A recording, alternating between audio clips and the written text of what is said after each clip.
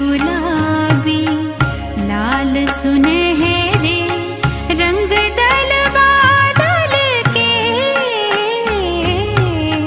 ज्योति कलश छलके।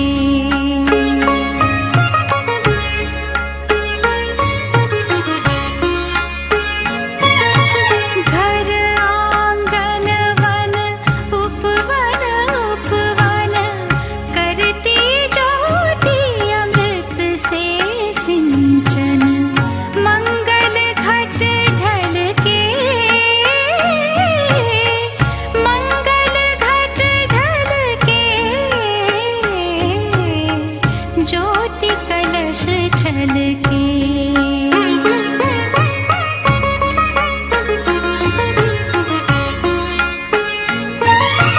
पात पात बिरवा हरियाला धरती का मुख हुआ उजाला। सच सपने कल के सच सपने कल के ज्योति कलश छलके।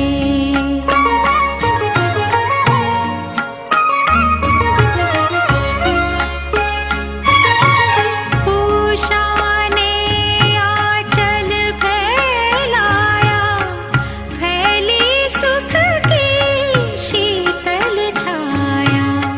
नीचे आंचल के नीचे आंचल के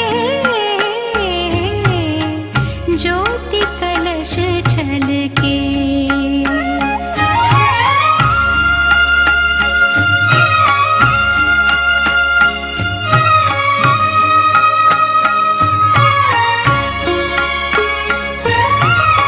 ज्योति यशोदा।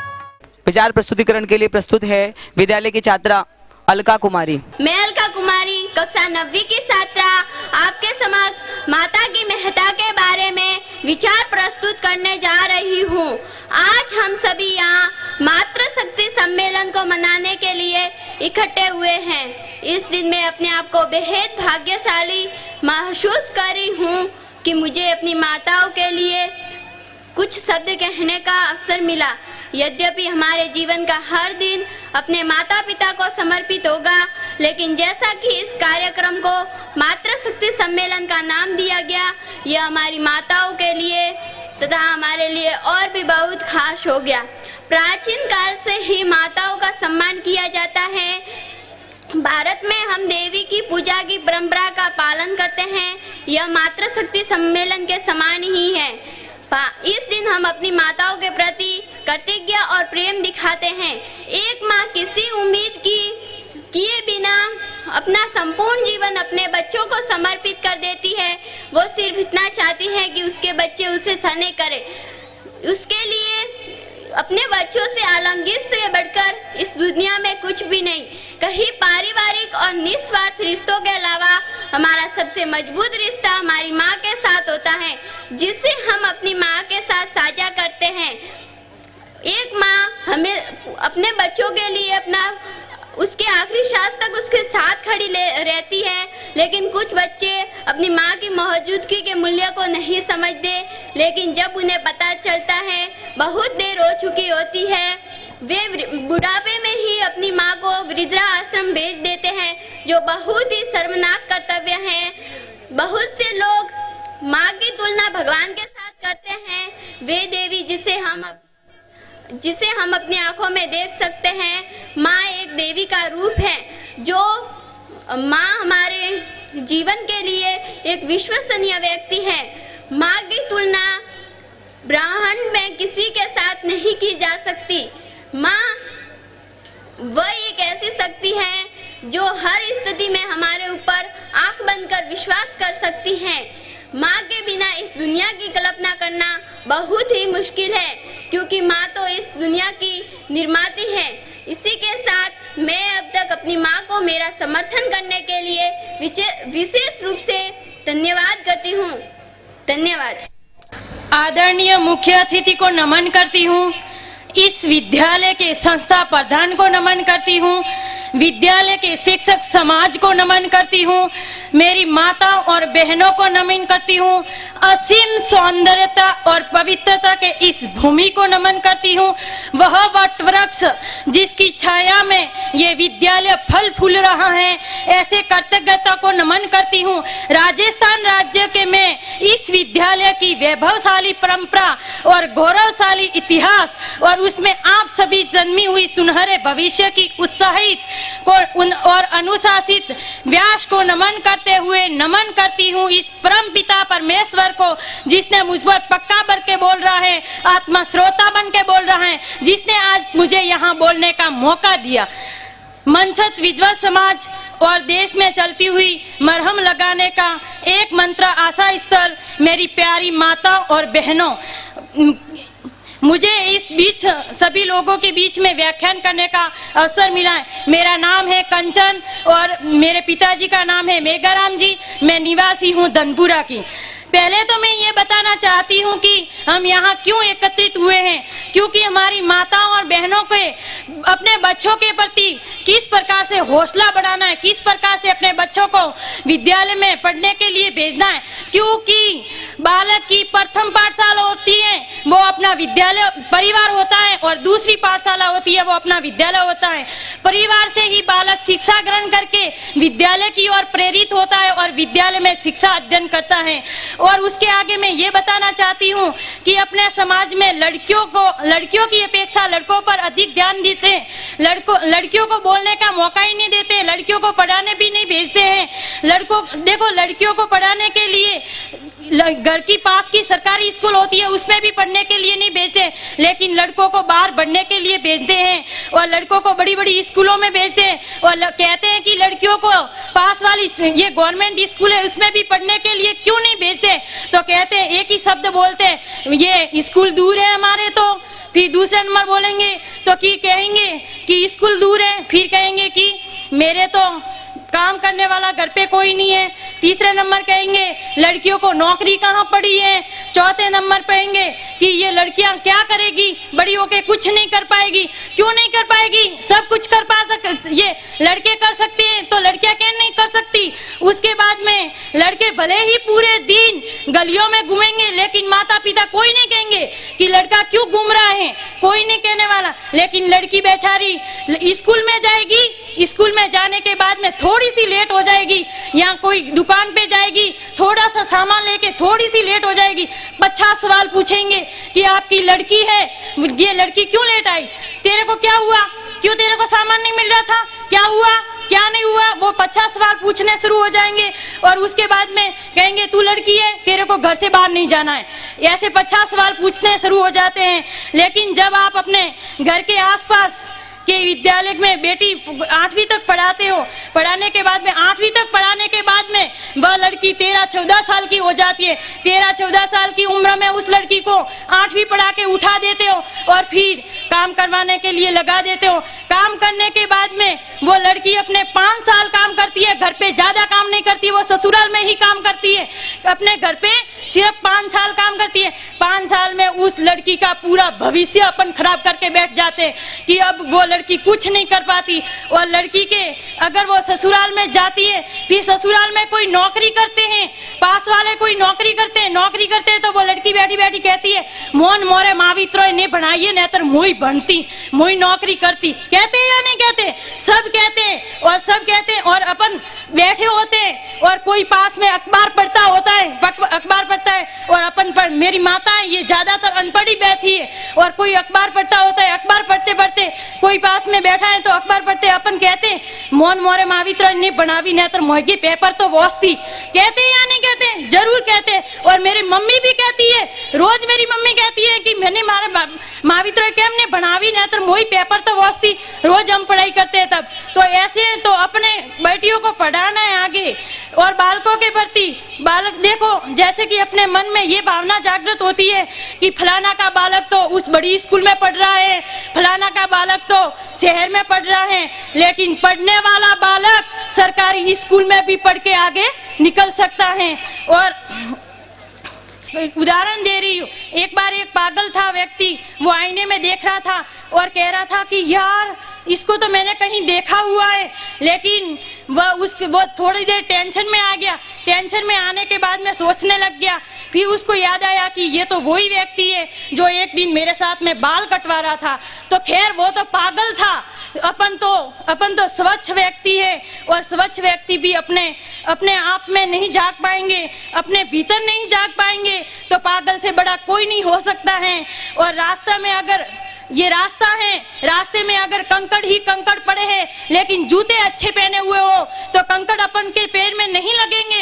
लेकिन अच्छे से जूते हैं लेकिन उसमें कंकड़ हैं तो वो पैर में लगेंगे। अच्छे जूते में रास्ता कितना ही छोड़ा क्यों नहीं हो, लेकिन अपने पैर में ये जूते में वो कंकड़ लगेंगे। तो अक्सर तो अपनी पहले बाहर की चुनौतियों के पहले अपनी खुद की कमजोरियों को पहचानो। अक्सर कुछ बच्चे ऐसे होते हैं, पढ़ने के लिए जो बालिकाएं बैठी है, मेरी बहनें बैठी है, उनके बारे में बोल रही हूँ कि अक्सर कुछ बच्चे ऐसे होते हैं जो कान में म्यूजिक डालते और फिर पढ़ाई करते हैं, FM रेडियो चला के फिर पढ़ाई करते हैं। और पड़ोस में कोई शादी होती है, कोई विवाह होता है, ढोल बजता है तो कि मेरे को डिस्टर्ब होता है, मेरे पढ़ाई नहीं होती है। माँ बाप को ऐसे ही कहते हैं कि पाए तो विवाह वे रही है, माती तो नहीं बढ़ाए। कहते या नहीं कहते? सब कहते। तो ये देखो, अगर आपको पढ़ना है, आगे बढ़ना है, तो अपने मोबाइल को बंद रखे, व्हाट्सएप को अपने मोबाइल के अंदर गुप्त का निशान रखे, क्योंकि एक पौधा होता है, पौधे के अंदर पौधे की जड़ में और पत्तियों में कीड़ा लग जाता है। उसी प्रकार से अपने धैर्य और मेहनत में भटकाव का खून लग ही जाता है। ऐसे में एक अनुशासन भी बंद कीटनाशक का कार्य करता है। और अनुशासन एक औषधि वह है जिस पर अपनी प्राप्ति के लिए तपोवन उच्च को वर्जित करता है तथा अपने आप में व्यवस्थित बनाए रखने के लिए रखो, जैसे कि खान पान, उठना बैठना, किस प्रकार से बात करनी है, किस प्रकार से आगे बढ़ना है, वो अपने आप में ध्यान रखना है। बिना फालतू समय खराब करने की कोई जरूरत नहीं है। विद्यार्थी के जीवन में भी दो प्रकार के उत्प्रेरक आते हैं। पहला उत्प्रेरक आता है कि अपन बहुत सारी पढ़ाई करने के बाद में भी असफल नजर आते हैं कि हाँ मेरे को तो कुछ नहीं आ रहा, अब मैं तो सफल भी नहीं हो रहा है, मेरे तो नौकरी भी नहीं लग रही है। तो लोग बहुत सारे कहते हैं अपने में से, आतरी सोकरी बनी पनन खटी नौकरी नहीं मिली। कहते या नहीं कहते? जरूर कहते। लेकिन अगर दूसरा उत्प्रेरक ये है कि घीर को करे कंथड़ा, हिरण कसोगी खाए, आप छरे और गुण पके, घोड़ा सुहाबो जाए, कि हिम्मत कर ओंकार भर। हिरण कौन सा घी खाता है, लेकिन घोड़े से आगे दौड़ता है। तो अपने को भी करना है कि आगे बढ़ना है, हिम्मत करनी है, आगे बढ़ना है कि मेरे को पढ़ना ही है, तो चाहे कितनी भी आगे कठिनाई क्यों नहीं हो, लेकिन पढ़ते ही रहना है। एक था उत्प्रेरक, दूसरा था दुष्प्रेरक। दुष्प्रेरक सव्य, दुष्प्रेरणा का शिकार हो, अपने मुकाम, अपने उसूल खुद तय करे, हर बार दूसरों की अपेक्षा पर खड़ा न हो। अपने कि हमको क्या करना है, बस उस पर ध्यान देना है। लोग क्या कर रहे हैं उस पर ध्यान नहीं देना है कि मेरे को क्या करना है, वो ध्यान रखना है। एक बार वापिस दूसरा उदाहरण देती हूँ। एक बार एक दुकानदार दुकान बंद करने वाला ही था कि उसके पास में एक कुत्ता आया। कुत्ते के मुंह में थैली थी, पढ़ा लिखा कुत्ता था, कुत्ते के मुंह में थैली थी और उसमें कुछ पैसे थे और घर का पता था और उसमें सामान की लिस्ट कि क्या क्या सामान लाना है। तो दुकानदार के पास में गया। दुकानदार के पास में जाने के बाद में दुकानदार ने वो थैली ली। थैली लेने के बाद में दुकानदार ने देखा कि ये सामान इसको चाहिए, वो सामान दे दिया। इतने में वो मालिक सोचने लग गया। फिर सामान लेने के बाद में कुत्ते ने मुंह में थैली उठाई। उठाने के बाद में फिर कुत्ता वापस चल गया। दुकानदार आश्चर्यचकित हो गया कि ये इतना समझदार कुत्ते का मालिक कौन है। तो दुकानदार दुकान बंद करके उस कुत्ते के पीछे पीछे गया कि ये कुत्ते किसका है। कुत्ते के पीछे पीछे गया तो कुत्ता बस स्टैंड पर खड़ा रहा थोड़ी देर। तो बस आई, बस में चढ़ गया। बस में चढ़ने के बाद में फिर दुकानदार भी उसके पीछे पीछे बस में चढ़ा। फिर वो उसका स्टेशन नजदीक आया कि उसमें बस में से उतर गया। बस में से उतरने के बाद में वो घर के पास में गया। घर में गया और घर का दरवाजा था वो बंद था। तो फिर अपनी टांग थी, उस टांग से दरवाजा था वो खटखटाया। खटखटाने के बाद में मालिक उठा और मालिक ने उठ के कुत्ते की जमदार पिटाई की। पिटाई क्यों की। फिर दुकानदार भी सोच रहा था कि ये पिटाई क्यों गिर रहा है, ये सामान लेके आया लेकिन पिटाई क्यों कर रहा है, इतना समझदार कुत्ता है। लेकिन आप भी सोच रहे होंगे कि पिटाई क्यों गई। उस दुकानदार की मालिक, उस जो घर का मालिक था, उसने कहा कि, फिर दुकानदार ने पूछा कि क्यों मार रहे हो इसको। तब उसने पूछा तो कहा कि ये बदतमीज ने मेरी सारी नींद खराब कर दी, ये चाबी लेके नहीं जा सकता था, पागल कहीं का। कुत्ते को ऐसे बोला। तो अपनी बहनों को मैं यही कहती हूँ कि अपनी जीवन की सच्चाई भी यही है कि जरा भी चूक गए तो अपनी बुराइयां निकालना शुरू हो जाएंगे और थोड़े पुरानी की सारी अच्छाइयों को भूल जाएंगे। पुरानी जितनी भी अच्छाई अपनी होती है वो सारी भूल जाएंगे। लेकिन एक भी बुराई अपन ने कर ली तो सब अपन को अपने ऊपर दोष है कि हाँ इसने ये गलत काम कर दिया, तो पूरा अपने ऊपर आ गया। पूरी पुरानी कितनी भी अच्छाई क्यों नहीं हो, लेकिन सब वो नकारात्मक चली जाती है। और अपने मेहनत को सफलता के मुकाम तक पहुंचाइए, अपना संबंध खुद तय करिए, अपनी तारीफ खुद करिए। अब बुराई करने वाले तो पूरा जमाना बैठा है, लेकिन अपने खुद आगे बढ़ना है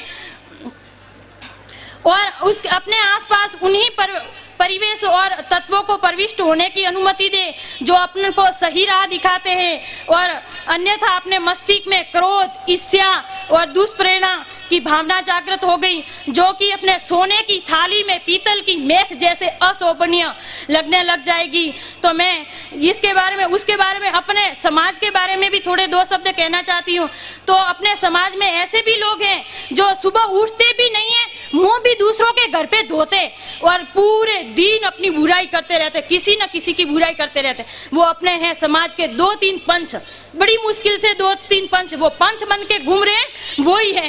क्योंकि देखो जैसे कि पूरे दिन मुंह तो धोते दूसरों के घर पे और अपनी बुराई निकालेंगे, ये चाय पिएंगे अपने घर पे और बुराई करेंगे अपनी खुद की। तो वो करते, वो अपने गांव, ये अपने समाज के 2-3 पंच है, ज्यादा नहीं है, वो ही करते हैं सब कुछ। जैसे कि उसके आज में मैं एक उदाहरण भी दे रही हूँ। एक बात बोलती हूँ कि अपने समाज में ये वीडियो शूटिंग बंद किया है, सबको पता है। अपने शादी में सब वीडियो शूटिंग लाना चाहते हैं, लेकिन ये आज वीडियो शूटिंग क्यों लगाया है, मैं इसके बारे में बोलना चाहती हूँ। क्यों लगाया आपने आज वीडियो शूटिंग? लेकिन आज ये जिसने वीडियो शूटिंग लगाया वो एक शिक्षित लोगों के द्वारा लगाया गया कि ये याददाश्त के लिए अपने की, हाँ अपने समाज में एक मातृशक्ति सम्मेलन हुआ था, माताओं बहनों के लिए बारे में हुआ था, वो क्या क्या हुआ था किसी को बता भी सकते। लेकिन अपने घर में ये वीडियो शूटिंग ये 6 महीने से बंद है, लेकिन अपने ये अभी वीडियो शूटिंग बंद किया था, लेकिन मोबाइल में भी वीडियो शूटिंग भरा, फोटो भी खींचे, लेकिन ये कैमरा नहीं लाने दिया। सब सत्यानाश ये 3-4 पंचों ने करवा दिया। पूरी समाज बैठी है, पूरे समाज ने नहीं कहा, 1-2-3 पंच थे, उसने सारा खत्म खेल कर दिया। तो ये कोई करना नहीं चाहता है कि मेरे के घर में सब अच्छा ही करना चाहते हैं, लेकिन वो अपना सब है वो खराब करवाना चाहते हैं। तो ये भी अपने घर में जो चाहे वो अपन कर सकते हैं, दूसरों की अपेक्षाओं पर खड़े नहीं हो, अपनी खुद की अपेक्षाओं पर खड़े होना है। फिर उसके आगे में मेरी बहनों का इसके बारे में और ये कह रही हूँ कि अपने घर में जैसे कि वो पंच है वो अपना घर का खुद का नहीं है, उनके घर में देख लो, घर में उसके घर का ठिकाना नहीं है कि घर में क्या हो रहा है, लेकिन समाज का कार्य करने के लिए वो आगे बढ़ता है। उसके आगे मेरी माताओं और बहनों को ये भी बताना चाहती हूँ कि अपने घर में जैसे कि अपने बहू आती है तो बहू को अपनी बेटियों के समान मानो। कोई अपने घर में बहू आती है और बेटी और बहू और बेटी और सभी झगड़ते रहते हैं, हर समय झगड़ते हैं कि हाँ मेरी बेटी है मेरी बहू है, तो क्या बहू बेटी को तो ज़्यादा रखेंगे बहू को नहीं रखते। और सास और बहू पूरे दिन टन टन टन टन करते ही रहती है कि हाँ ये वो यहाँ से कहती है कि हाँ ये तूने ये नहीं किया, वो कहती है तूने ये नहीं किया, ऐसे करके पूरे दिन झगड़ा करती रहती है। लेकिन जो घर अपनी बहू को बेटी के समान नहीं मानेगा वो घर कभी नहीं सुधर सकता, क्योंकि चाहे बेटी अनपढ़ हो लेकिन बहू अनपढ़ क्यों नहीं हो, लेकिन बहू को भी इतना सम्मान देना चाहिए कि वो एक शिक्षित लोग है उसके समान, और अगर पढ़ी लिखी है तो उसको पढ़ाने की कोशिश करे, उसके वो क्या करना चाहती है उसको आगे बढ़ने की कोशिश करे कि हाँ वो क्या करना चाह रही है उसको आगे बढ़ने का मौका दिया जाए। और कि ये अनपढ़ है तो अपने घर में अनपढ़ भी लाओ, लेकिन उसको ऐसा व्यवहार उसके साथ में नहीं किया जाए कि हाँ ये तो अनपढ़ है, कोई नहीं जानती। लेकिन अनपढ़ भी पढ़ा लिखा लोग होते हैं, उससे भी आगे हो सकती है। तो ये व्यवहार अपने घर में ना किया जाए। बहू भी अपनी बेटी के समान होती है। तो आज मैं यही बताना चाहती हूँ कि अपने बहू को भी बेटी के समान मानो, हर समय ऐसे टन टन टन टन नहीं करने का किसी को। उसके बाद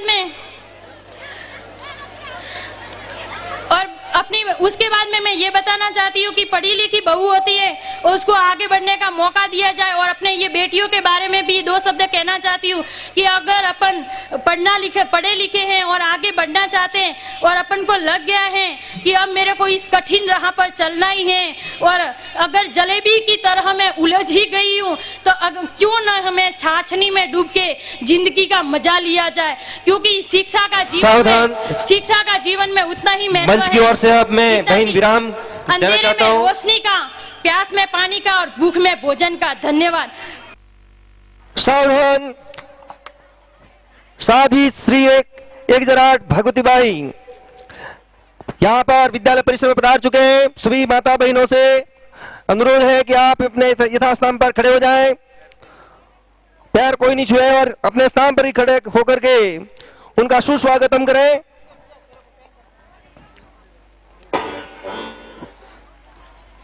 श्री 1008 भगवतीबाई इस पावन विद्या मंदिर के पावन प्रांगण में आपका बहुत ही उमंग हृदय से तहे दिल से स्वागत है। हमारा अहोभाग्य कि आप हमारे इस पावन प्रांगण में पधार रहे हैं और यहाँ पर बस भी माता बहनों के इस मातृशक्ति के कार्यक्रम में शरीक हो रहे हैं। वंदनीय श्री 1008 साध्वी भगवतीबाई, आपके पद कमल से सुशोभित हो रहा विद्या मंदिर इसी प्रकार से माता बहनें वंदनीय नमन है। अब मैं आगंतुक श्री 1008 साध्वी भगवतीबाई साथ में पधारे हुए सौभाग्यगण और कार्यक्रम के मुख्य अतिथि महोदय, विशिष्ट अतिथि महोदय, इन सबसे अनुरोध करता हूं कि आप यहाँ पर मातृशक्ति मां शारदे के समक्ष दीप प्रज्वलन कर कार्यक्रम का शुभारंभ करावें। दीप प्रज्वलन करावें।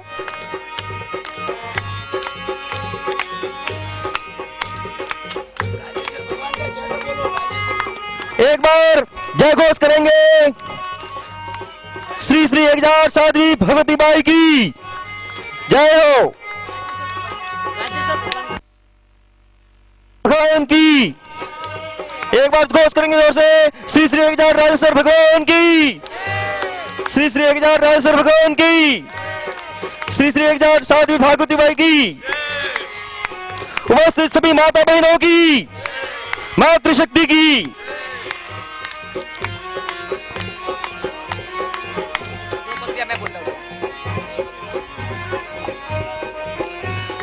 मातृशक्ति सम्मेलन का शुभारंभ दीप प्रज्वलन के साथ होने जा रहा है।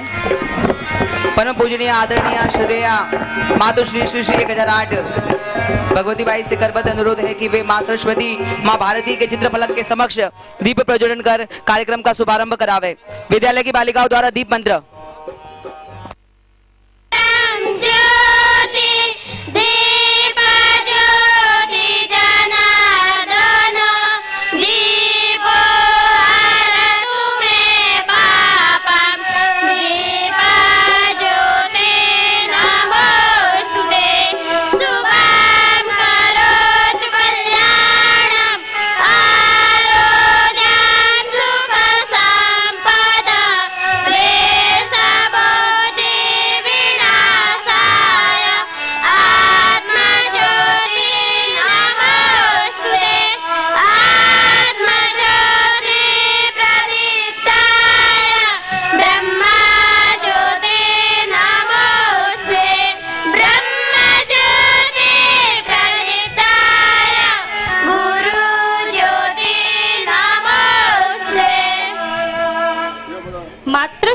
सम्मेलन में पधारे हुए कार्यक्रम के अध्यक्ष महोदय, विशिष्ट अतिथि महोदय एवं अतिथि महोदया, पावन सानिध्य श्री श्री 1008 साध्वी भगवती बाई, वंदनीय माताएं और सम्मानीय बहिनें, संस्था प्रधान, व्यवस्थापक महोदय, विद्यालय प्रबंधन समिति के समस्त सदस्य वृंद, आप सभी का विद्यालय परिवार की ओर से हार्दिक अभिनंदन एवं ससम्मान स्वागत। श्री लीलाधारी महादेव की पुण्य धरा मंडार में माँ भारती की कृपा से आज हम सभी मातृशक्ति सम्मेलन मनाने के निमित्त श्री राजेश्वर विद्या मंदिर उच्च माध्यमिक विद्यालय मंडार के पावन प्रांगण में एकत्र आए हैं। पावन सानिध्य श्री श्री 1008 साध्वी भगवती माता, श्री राजेश्वर भगवान, श्री आंजनी माता धाम चैंडा, अध्यक्ष महोदय श्रीमान देवाराम जी चौधरी, पुलिस उप अधीक्षक रेवदर, विशिष्ट अतिथि श्रीमान हनुमाना राम जी चौधरी, एक्सीएन साहब रेवदर, श्रीमती शिल्पा चौधरी, पंचायत समिति रेवदर, अतिथि doctor Sangeeta Chaudhary BDS, Shrimati Veena Devi sarpanch soda, Shrimati ओमी देवी सरपंच गुंदवाड़ा एवं श्रीमती गीता देवी सरपंच जैतावाड़ा एवं समस्त नव आगंतुक और मातृशक्ति का विद्यालय परिवार की ओर से हार्दिक स्वागत एवं अभिनंदन। प्रस्तुत आपके समक्ष सरस्वती वंदना सामूहिक नृत्य के रूप में बहनों द्वारा